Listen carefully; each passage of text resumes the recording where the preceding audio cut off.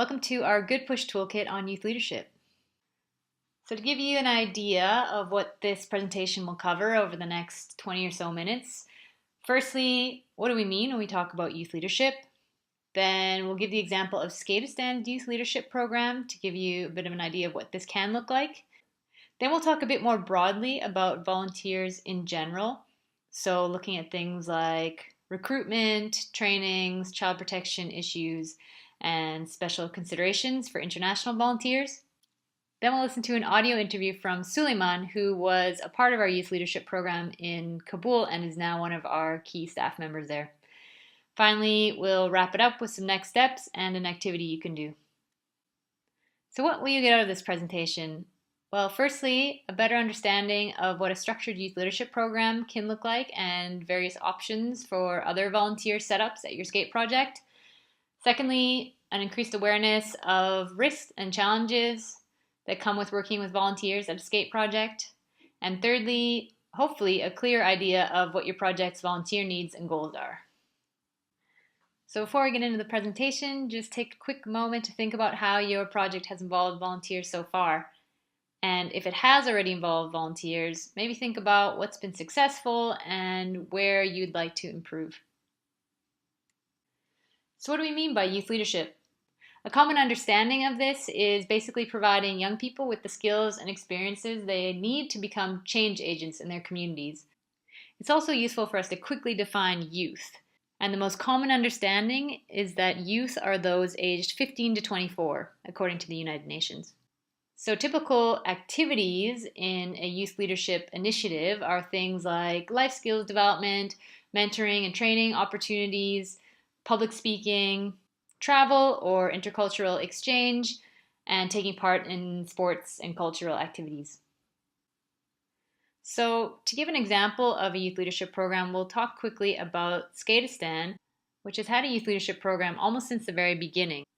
And there were several reasons for this. Firstly, the project was very grassroots and didn't have many resources, so everyone was a volunteer at the beginning. In order to run the regular skate sessions that were happening in public parks in Kabul, Afghanistan, some of the older skateboarders were recruited to help with the teaching. And we also wanted to have local youth be role models for other kids so that they could see people like them and be inspired to get involved with the skate programming.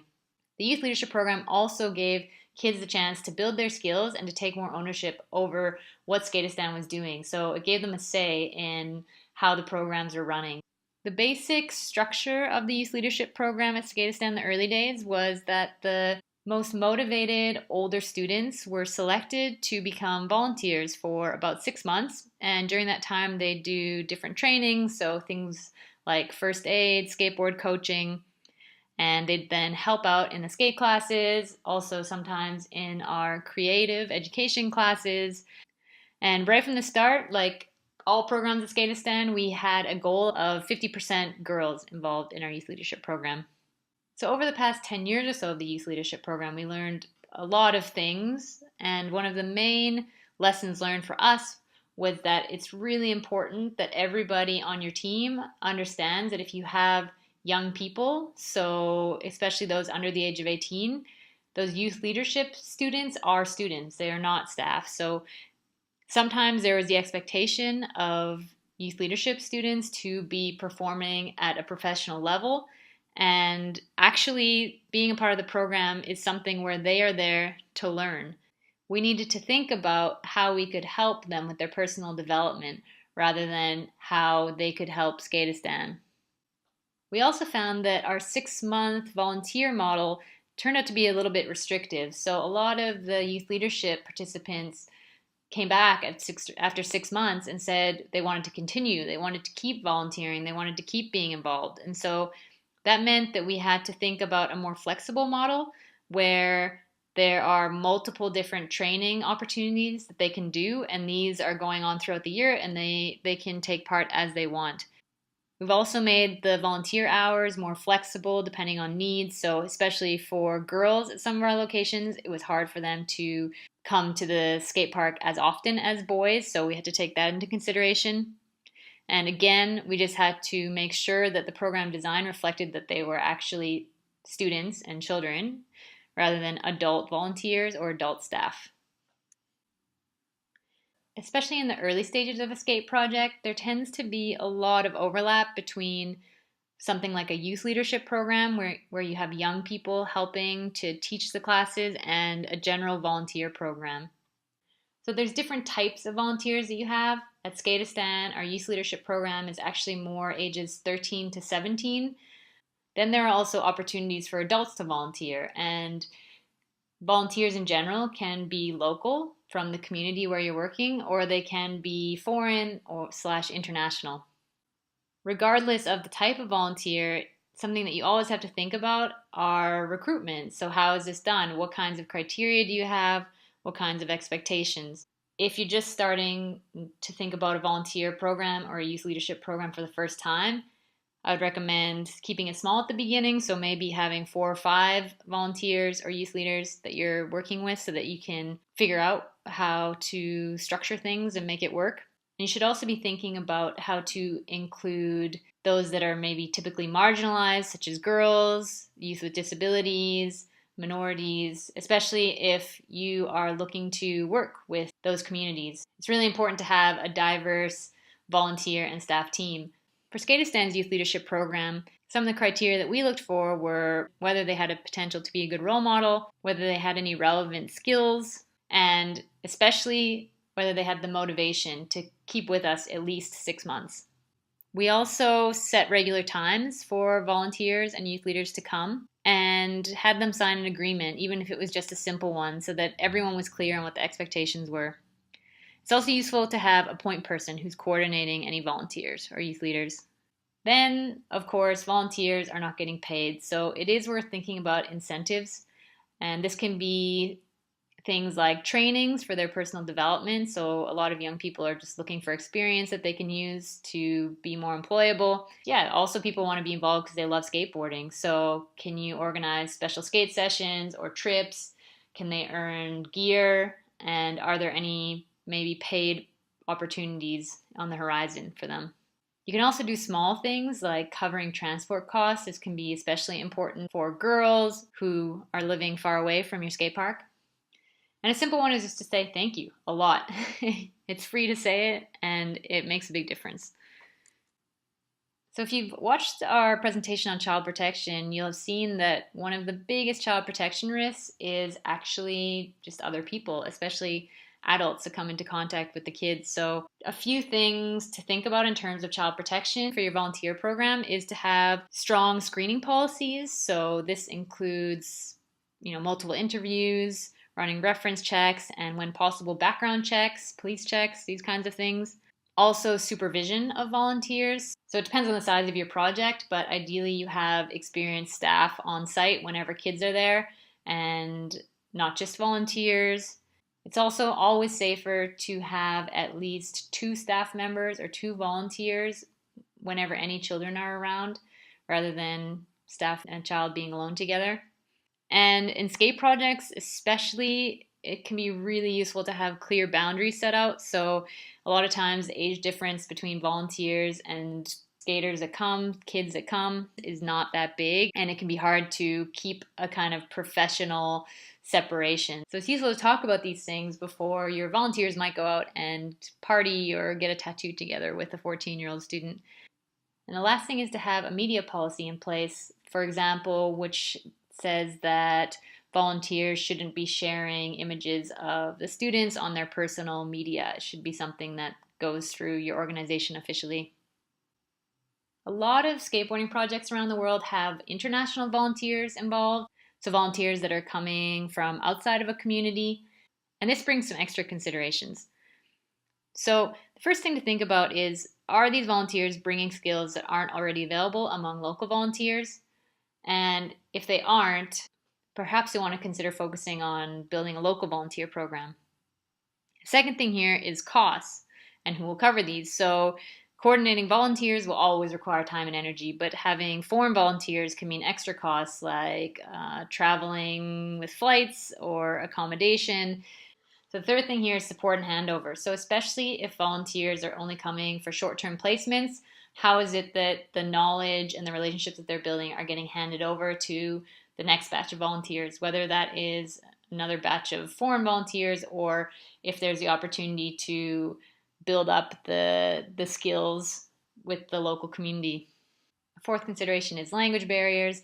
If international volunteers are unable to communicate with the children, this will make running programs more difficult, not impossible, but that's another argument for training up local volunteers if possible.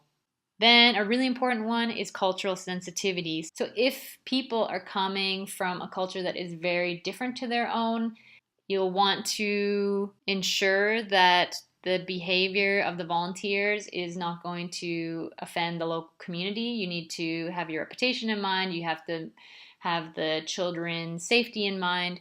And so if you have volunteers coming, it's really worthwhile doing some kind of a cultural induction or a kind of cultural training with them. And a last point here is, what's the sustainability long term?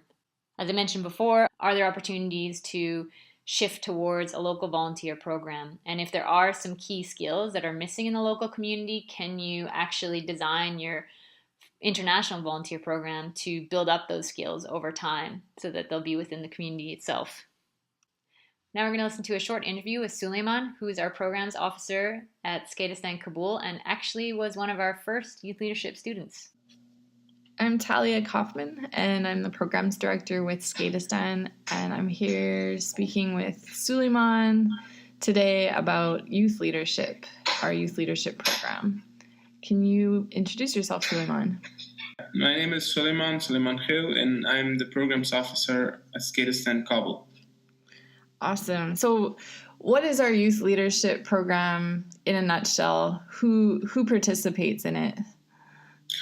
The youth leadership program is the advanced level of education that we provide here at Skateistan, where we encourage students to take initiatives in their communities. How old are students in the program normally? Yeah, students taking part in this program are usually between 13 years old to 17. And so can you explain a little bit in Afghanistan about how fast kids grow up there? At what age are children already expected to have kind of adult responsibilities? The children in Afghanistan take responsibility almost in the age of 12 or sometimes earlier than that. That's the age they take responsibility. That's the age their family require them to be involved in the responsibilities that they're given. And I think that's too early for them. So this program is sort of preparing students for the workforce and life in the outside world and social skills that they're going to need as soon as before they turn 18 in society in Kabul. Is that right? Yes, exactly. So how do you keep these students focused at this age? Why do they keep coming to Skateistan when they're already 13, 14, 15 and having some big responsibilities? Well, the good thing about the youth leadership program is structure. First of all, we teach students very basic things that they can catch and that are not very complicated for them. And secondly, they learn about public speaking, like the basics of that, being a good listener and some other social skills. And at the end, when they have all these skills, we start teaching them about like starting new initiatives. So can you speak about your own experience? So you were in this program at what age? I think I was 12 years old. And then after 2 years, I think I was promoted to the program when I was 14. The best experience for me was the development that I saw in myself, the personal development, the skills that I learned, and of course, the promotions and the opportunities that I got. During the time that I mentioned from the age of 14, I got the opportunity to to be instructor in the skate classes. And that was a wonderful experience for me. And then I was given the opportunity to assist in the create classes and act as an instructor. So, of course, not every youth leadership student can become programs officer or even get a job with Skateistan because there are only a few jobs. What do you tell students who might be thinking that they also want to be the programs officer, they also want a job at Skateistan? What do you tell them, and are there other opportunities out there? During the time that I took part in the programs, I learned a lot of stuff. I learned some very useful skills, and through those skills, it also helped me to start some new initiatives outside Skateistan. I co-founded an organization with my colleague, and after the age of 18, I got the opportunity to work in a bank. I think there are more and more organizations coming up, started by some of the former Skateistan students, and there are other sports for development organizations and pretty cool initiatives in Kabul. So I think the youth leadership program is a pretty good way for students to learn about those as well as what they could do with Skateistan. They work hard. They open new doors for themselves, and that was the same for me, and I'm sure it is the same for some other young people as well. They got the necessary skills here at Skateistan, and they tried hard, and they opened new doors of opportunities and started new initiatives. So we've talked now about a lot of different aspects of youth leadership. Maybe you're now interested to build this up within your own skate project. The first thing that you can do is fill out a one-page questionnaire that we've made on starting a volunteer program at your project. So the next slide has an activity that talks a bit more about this. The next suggested step here is to check out the Goodpush Child Protection Toolkit because it has a lot more info on how you can make your youth leadership program safe. So if you go down to the resources and templates section of this toolkit, you'll see a questionnaire about starting your own volunteer program. So find that document and open it up. Then, either on your own or if you have a team that you're working with, go through the questionnaire and fill it out for your project site, thinking about what your needs are, perhaps for the next year or so. This questionnaire will hopefully help to give you a better idea on what your volunteer needs are. Is it something that would be looking more like a youth leadership program where you're working with younger children and giving them life skills and the opportunity to take ownership over your skate project? Or is it getting local skaters involved who are a bit older and can just help run the skate sessions? Or is it bringing in experts from wherever in the world to do some kind of a special project, whether it's building something or running some kind of a special program? Once you've got your questionnaire filled out, think a little bit more about key points that you need to give more consideration. So maybe when you did the section at the end on risks, it brought up some things you hadn't thought about before, and you can actually work on minimizing these risks. You can also look at the costs that were there and think about how you can address those. So hopefully this questionnaire gives you a bit of guidance on where to go in terms of a volunteer or youth leadership program.